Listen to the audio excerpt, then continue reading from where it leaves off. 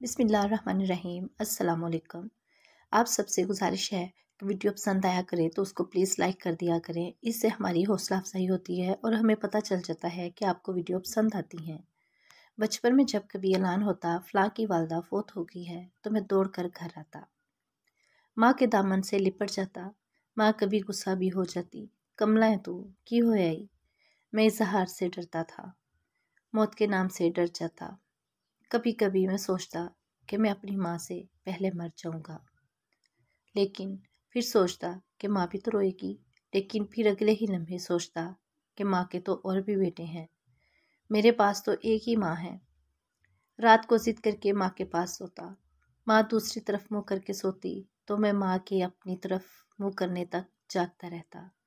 और जैसे ही माँ मेरी तरफ मुँह करती तो माँ की सांसें मुझे तपते सहरा में बादे सबा के झोंकों की तरह महसूस होती। माँ के जिस्म की खुशबू मुझे मुश्क और अनबर से ज़्यादा भली लगती। उस दिन न जाने क्यों मेरे पाँव मनोवजनी लग रहे थे। माँ मुझे अलविदा कहने दरवाजे तक आई।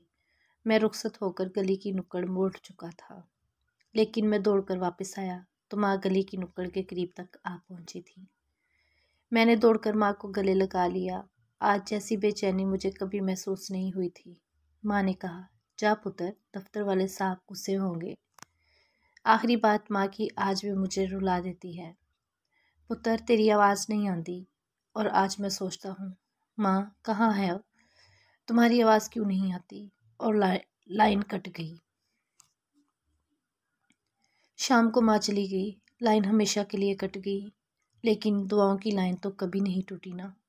माए, ओ मेरी भोली माए, अगर तकदीर इजाज़त देती तेरे साथ उतर जाता मैं गौर के गुप अंधेरों में। जिनकी माएँ हयात है अल्लाह इन्हें ज़िंदगी दे, और जिनकी माएँ वफ़ात पा गई अल्लाह इन्हें जन्नत में आला मुकाम अता फरमाए, आमीन।